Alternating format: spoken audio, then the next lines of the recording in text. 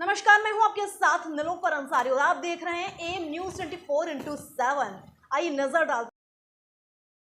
वाराणसी क्षत्रिय धर्म संसद काशी के अध्यक्ष रणविजय सिंह ने कहा कि इस ज्ञान परंपरा और सनातन संस्कृति से आगामी पीढ़ी भी परिचित हो सके एवं राष्ट्र के प्रति समर्पण का भाव जाग सके। इसी उद्देश्य के साथ 11 जनवरी को मिनी स्टेडियम शिवपुर में शौर्य कथा की शुरुआत हुई, जिसमें पूज्य कथावाचक आचार्य शांतनु जी महाराज का मार्गदर्शन प्राप्त हुआ। शौर्य कथा की आवश्यकता क्यों पड़ी, इस प्रश्न पर राहुल सिंह ने बताया कि वामपंथी इतिहासकारों ने इस देश की समृद्धशाली परंपरा, ज्ञान, इतिहास एवं शौर्य को छिपाने एवं दबाने का प्रयास किया, जिसके कारण देश के भविष्य भावी पीढ़ी को शौर्य एवं सत्य से परिचित कराने एवं इस देश की रक्षा हेतु भारत माता के अमर पुत्रों, बलिदानियों को स्मरण कर उन्हें श्रद्धांजलि देने हेतु शौर्य कथा की शुरुआत हुई।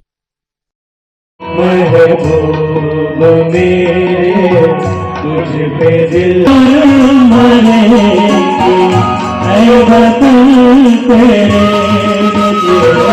दिया है, जान भी देंगे, वतन तेरे लिए, वतन तेरे लिए।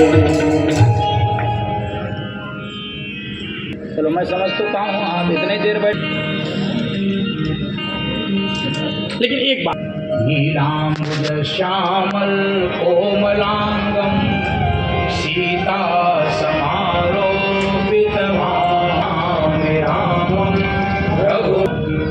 ये धनुष बाण किसका प्रतीक है? ये धनुष बाण, हम असंगठित रहे और कायर बने रहे तो परिणाम क्या होगा सुन लो। आपने किसी ने सुना हो घोड़े की बलि आज तक किसी ने चढ़ाई हो? नहीं।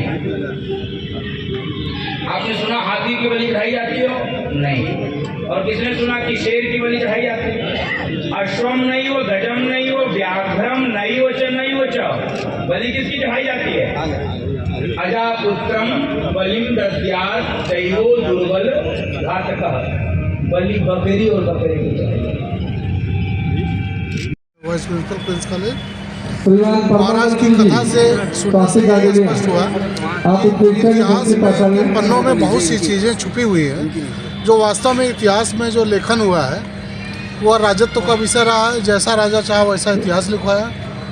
आज़ादी के बाद पाश्चात्य संस्कृति से प्रेरित होकर के हमारे इतिहास को बिल्कुल गुलामी की मानसिकता वाला इतिहास बताया गया।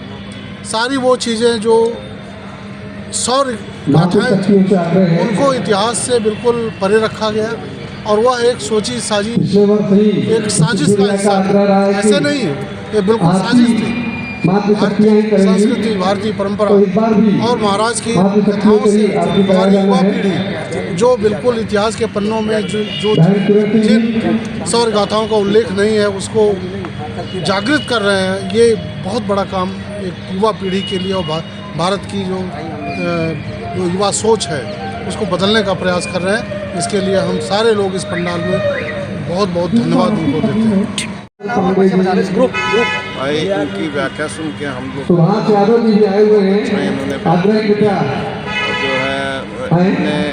रानी चिदम्बर जो है या इन्होंने गुरु गोविंद सिंह जी के चारों पुत्रों के बलिदान के क्योंकि ये सब चीज़ें पढ़ाई नहीं गई जो लोगों को अभी तक जो है हम लोग अपने जो यहाँ के पुराने वो थे उनको जानकारी नहीं थी ये सब चीज़। का भी बहुत शुक्रिया अदा करते हैं कि उन्होंने जो है जनवरी का जो है बाल जो है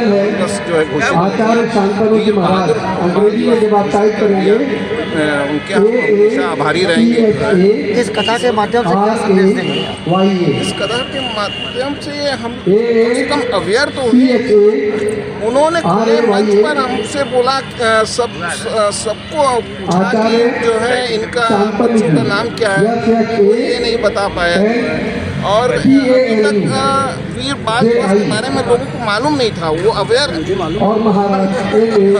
आपको तो मालूम है।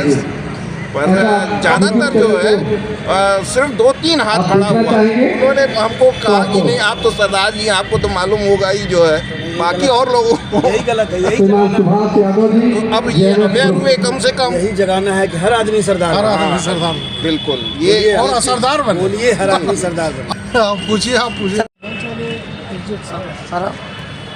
सर अपना परिचय बता दें। राहुल सिंह, उपाध्यक्ष क्षत्रिय धर्म संसद काशी। राम कथा का पहला शौर्य कथा का और जैसा कि आप पंडाल में देख पा रहे हैं कि हम लोग 2500 कुर्सियाँ लगवाए, कुर्सियाँ भर गई हैं। इसका मतलब है कि हमारे जो हमने निवेदन लोगों से किया था, प्रार्थना की थी, वो स्वीकार हुई है। अधिक से अधिक संख्या में लोग अपना कार्य छोड़ करके आए हैं। मौसम प्रतिकूल था लेकिन भगवान सूर्य की कृपा हुई और आप देख सकते हैं कि अच्छी धूप थी दिन में। और कल हमें लग रहा है कि कुर्सियाँ और बढ़वानी पड़ेगी।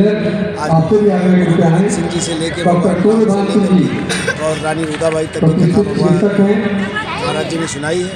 कल और भी इस तरह के वीर और वीरांगनाओं की कथा सुनाएंगे, जिससे हम सब युवा प्रेरित होंगे, जागृत होंगे, देश आगे बढ़ेगा। यही हमारी कथाओं में आज भाग लिया युवाओं ने आज कम से कम 75% युवा है। देखिए हमारे साथ सब युवा ही खड़े हैं, ये सारे दूर दूर से चल के आए हैं यहाँ बलिया से। और जो युवा नहीं आ पाए उनके लिए क्या चाहिए? इनके लिए संदेश है, कथा हर साल चलेगी, आते रहे और गोविंद सिंह के चारों पुत्रों का नाम याद करें। जैसा कि महाराज जी ने कहा, अपनी शक्ति को याद करें, हम क्या कर सकते हैं। उनके मन में राष्ट्र प्रथम का भाव हो, जैसा कि हमारे प्रधानमंत्री कह रहे हैं, मुख्यमंत्री कह रहे हैं, देश पहले होना चाहिए। और जो लोगों ने देश को पहले रखा, भारत भूमि को पहले रखा है, वही लोगों ने बलिदान दिया है, वही क्रांतिकारी, वही शहीद हुए। सर इसका समापन कब होगा? जी कल इसका समापन होगा। और आज एक प्रसन्नता का दिन और है कि आज ही के दिन राम मंदिर जो है अयोध्या में स्थापित हुआ, इसका स्थापना दिवस भी है। और कल जो है स्वामी विवेकानंद की सनातन और भारत की परंपरा को पूरे विश्व में लहराया था परचम। कल उनका जन्मदिवस है, तो हम वो मना करके इसको समाप्त करेंगे।